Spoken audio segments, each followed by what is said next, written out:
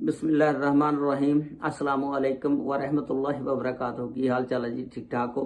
उम्मीद है अल्लाह ताला दे हुक्म दे नाल इंशाअल्लाह तुसीं सारे ठीक ठाक होवोगे। अल्लाह ताला सब ते रहमत फरमाए। अल्लाह ताला सब नूं अपने हिफ्ज़ व ईमान दे विच रखे।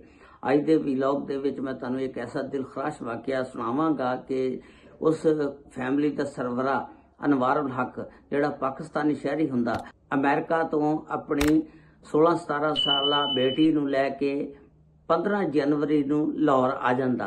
एक हफ्ता ਇੱਥੇ ਠਹਿਰਦੇ ਨੇ ਲਾਹੌਰ। ਫਿਰ 22 ਜਨਵਰੀ ਨੂੰ ਇਹ ਆਪਣੇ ਅਬਾਈ ਗਾਉਂ ਕੋਟਾ ਰਵਾਨਾ ਹੋ ਜਾਂਦੇ ਨੇ। ਇਹ ਬਲੋਚੀ ਸਟਰੀਟ ਦੇ ਵਿੱਚ ਰਹਿੰਦੇ ਸੀ ਤੇ ਫਿਰ 27 ਜਨਵਰੀ ਨੂੰ ਇਹ ਜਿਹੜਾ ਉੱਥੇ ਆਪਣਾ ਇੱਕ ਇਹਦਾ ਦੋਸਤ ਆ ਉਹਦੇ ਘਰੋਂ ਨਿਕਲਦੇ ਨੇ ਤੇ ਆਪਣੀ ਬੇਟੀ ਨੂੰ ਕਹਿੰਦਾ ਕਿ ਮੈਂ ਮੋਬਾਈਲ ਭੁੱਲ ਆਇਆ, ਤੂੰ ਇੱਥੇ ਜ਼ਰਾ ਖੜ।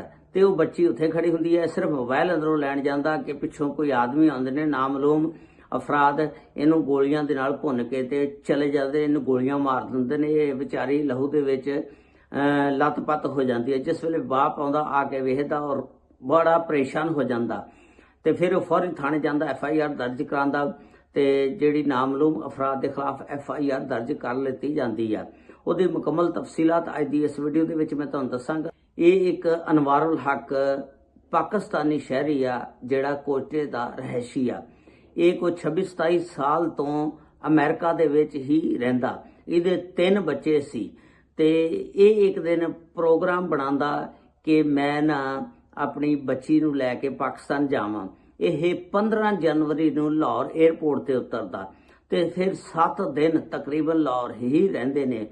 ਫਿਰ ਇਹ 22 ਜਨਵਰੀ ਨੂੰ ਆਪਣੀ ਬੇਟੀ ਨੂੰ ਲੈ ਕੇ ਕੋਇਟਾ ਆਪਣੇ ਅਬਾਈ ਗਾਉਂ ਦੇ ਵਿੱਚ ਆ ਜਾਂਦੇ ਨੇ। ਇਹ ਬਲੋਚੀ ਸਟਰੀਟ ਦੇ ਵਿੱਚ ਰਹਿੰਦੇ ਆ ਤੇ ਇੱਕ ਦਿਨ ਇਹ ਆਪਣੇ ਦੋਸਤ ਦੇ ਘਰ ਅਦਰੀਸ ਦੇ ਘਰ ਜਾਂਦੇ ਨੇ ਉਹਨੂੰ ਮਿਲਣ ਵਾਸਤੇ। ਤੇ ਫਿਰ ਜਦੋਂ ਵਾਪਸੀ ਆਉਂਦੇ ਨੇ ਉਸ ਘਰ ਤੋਂ ਨਿਕਲਦੇ ਨੇ, ਇਹ ਬਾਹਰ ਜਿਸ ਵੇਲੇ ਦਰਵਾਜ਼ੇ ਤੋਂ ਆਉਂਦੇ ਨੇ ਆਪਣੀ ਬੇਟੀ ਨੂੰ ਕਹਿੰਦਾ, ਬੇਟਾ ਤੂੰ ਇੱਥੇ ਖੜ। ਬੇਟੀ ਦਾ ਨਾਮ ਹੁੰਦਾ ਹਿਰਾ ਅਨਵਾਰੁਲ ਹਕ। ਹਿਰਾ ਨੂੰ ਕਹਿੰਦਾ ਕਿ ਤੂੰ ਇੱਥੇ ਖੜ, ਮੈਂ ਮੋਬਾਈਲ ਭੁੱਲ ਆਇਆ, ਮੈਂ ਮੋਬਾਈਲ ਚੁੱਕ ਲਿਆ ਵਾਂ। ਤੇ ਬੇਟੀ ਬਾਹਰ ਹੀ ਖੜੀ ਰਹਿ ਗਈ। ਜਿਸ ਵੇਲੇ ਖੜੀ ਰਹਿ ਗਈ ਤੇ ਉਹ ਅੰਦਰ ਗਿਆ ਤੇ ਜਦੋਂ ਉਹਨੂੰ ਬਾਹਰੋਂ ਆਵਾਜ਼ ਆਈ ਗੋਲੀਆਂ ਦੀ, ਠਾ ਦੀ ਗੋਲੀਆਂ ਚੱਲਣ ਦੀ, ਉਹ ਫੌਰਨ ਬਾਹਰ ਨਿਕਲ ਕੇ ਵੇਖਦਾ ਕਿ ਉਹਦੀ ਬੇਟੀ ਜਿਹੜੀ ਆ ਖੂਨ ਦੇ ਵਿੱਚ ਲੱਤ-ਪੱਤ ਹੁੰਦੀ ਆ, ਖੂਨ ਦੇ ਵਿੱਚ ਲਿਬੜੀ ਹੋਈ ਹੁੰਦੀ ਆ ਤੇ ਗਿਰ ਜਾਂਦੀ ਆ ਤੇ ਅਬੂ ਅਬੂ ਕਰਦੀ ਡਿੱਗ ਜਾਂਦੀ ਆ। ਜੋ ਹੀ ਇਹ ਬਾਹਰ ਨਿਕਲਦਾ ਬੜਾ ਪਰੇਸ਼ਾਨ ਹੋ ਜਾਂਦਾ ਤੇ ਜਾਂਦਾ ਜਾ ਕੇ ਥਾਣੇ FIR ਦਰਜ ਕਰਾਉਂਦਾ ਨਾਮਲੂਮ ਅਫਰਾਦ ਦੇ ਖਿਲਾਫ।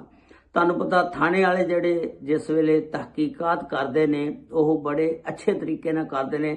ਸਾਡੀਆਂ ਤਾਂ ਸਮਝੋ 2 ਅੱਖਾਂ ਨੇ, ਉਹਨਾਂ ਦੀਆਂ 3-4 ਅੱਖਾਂ ਨੇ। ਤੇ ਸਭ ਤੋਂ ਪਹਿਲਾਂ ਤਹਿਕੀਕਾਤ ਦਾ ਆਗਾਜ਼ ਘਰ ਦੇ ਵਿੱਚੋਂ ਹੀ ਕਰਦੇ ਨੇ। ਤੇ ਉਹਨਾਂ ਨੇ ਜਿਸ ਵੇਲੇ ਤਫਤੀਸ਼ ਦਾ ਆਗਾਜ਼ ਕੀਤਾ, ਉਹਦੇ ਵਾਲਦ ਨੂੰ ਪੁੱਛਿਆ ਤੇ ਉਹਦੇ ਵਾਲਦ ਨੂੰ ਜ਼ਰਾ ਜ਼ੋਰ ਦੇ ਕੇ ਪੁੱਛਿਆ ਤੇ ਉਹਦਾ ਵਾਲਦ ਜਿਹੜਾ ਉਹ ਮੰਨ ਗਿਆ। ਉਹਨੇ ਇਕਬਾਲੇ ਜੁਰਮ ਕਰ ਲਿਆ ਤੇ ਉਹਨੂੰ ਪੁੱਛਿਆ ਕਿ ਤੂੰ ਆਪਣੀ ਬੇਟੀ ਨੂੰ ਕਿਉਂ ਮਰਵਾਇਆ।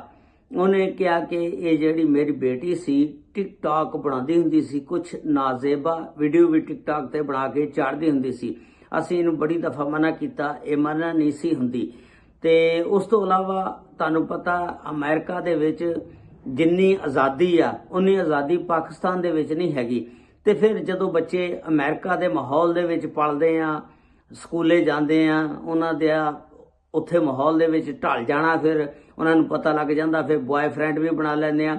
ਸਾਡੇ ਪਾਕਿਸਤਾਨੀ ਜਿਹੜੇ ਨੇ ਫਿਰ ਇਹ ਬੜੇ ਤੰਗ ਆ ਜਾਂਦੇ ਨੇ ਇਹਨਾਂ ਗੱਲਾਂ ਤੋਂ। ਫਿਰ ਬੱਚਿਆਂ ਨੂੰ ਲਿਆ ਕੇ ਪਾਕਿਸਤਾਨ ਕੋਸ਼ਿਸ਼ ਕਰਦੇ ਨੇ ਕਿ ਕਿਸੇ ਚਾਚੇ ਤਾਏ ਜਾਂ ਕਿਸੇ ਦੇ ਲੜਕੇ ਦੇ ਨਾਲ ਨਿਕਾਹ ਕਰ ਦਿੱਤਾ ਜਾਵੇ। ਲੇਕਿਨ ਇਹ ਲੈ ਕੇ ਆਂਦਾ ਤੇ ਇਹਨਾਂ ਨੇ ਫਿਰ ਪਲਾਨਿੰਗ ਬਣਾਈ ਕਿ ਮੈਂ ਜਿਸ ਵੇਲੇ ਅੰਦਰ ਜਾਵਾਂਗਾ, ਅਗਰ ਬਾਹਰੋਂ ਤੁਸੀਂ ਇਹਨੇ ਬੰਦੇ ਜੋ ਵੀ ਸੀ ਬੁਲਵਾਏ, ਉਹਨਾਂ ਨੇ ਇਹਨੂੰ ਗੋਲੀਆਂ ਦੇ ਨਾਲ ਛਲਣੀ ਕਰ ਦਿੱਤਾ ਤੇ ਇਸ ਤਰ੍ਹਾਂ ਇਹਨੇ ਇਕਬਾਲੇ ਜੁਰਮ ਕਰ ਦਿੱਤਾ ਕਿ ਮੈਂ ਆਪਣੀ ਬੇਟੀ ਨੂੰ ਖੁਦ ਹੀ ਮਰਵਾਇਆ। ਤੇ ਬੇਟੀ ਦੇ ਮਾਮੂ ਨੂੰ ਵੀ ਗ੍ਰਿਫਤਾਰ ਕਰ ਲਿਆ ਪੁਲਿਸ ਨੇ ਤੇ ਇਹਦੇ ਵਾਲਦ ਅਨਵਾਰੁਲ ਹਕ ਨੂੰ ਵੀ ਗ੍ਰਿਫਤਾਰ ਕਰ ਲਿਆ ਪੁਲਿਸ ਨੇ। ਹੁਣ ਇਹਨਾਂ ਦੇ ਉੱਤੇ 302 ਦਾ ਮੁਕੱਦਮਾ ਚੱਲੇਗਾ।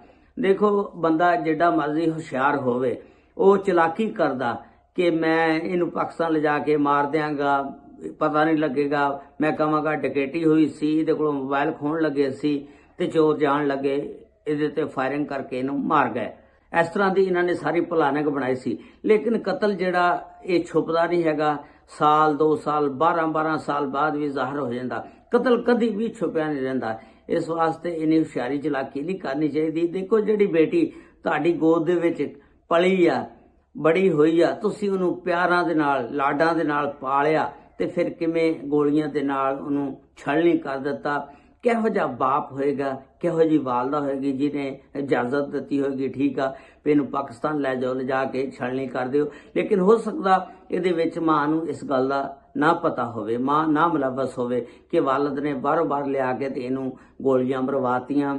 ਤੇ ਬਹੁਤ ਦੁੱਖ ਭਰੀ ਕਹਾਣੀ ਆ ਕਿ ਤੁਸੀਂ ਅਮਰੀਕਾ ਦੇ ਵਿੱਚ ਜਦੋਂ ਜਾਣਾ ਤੇ ਬੱਚਿਆਂ ਨੇ ਫਿਰ ਉਸ ਮਾਹੌਲ ਦੇ ਵਿੱਚ ਜਦੋਂ ਪਲਣਾ ਤੇ ਫਿਰ ਉਹ ਮਾਹੌਲ ਇਖਤਿਆਰ ਤਾਂ ਉਹਨਾਂ ਨੇ ਕਰਨਾ ਹੀ ਆ ਨਾ।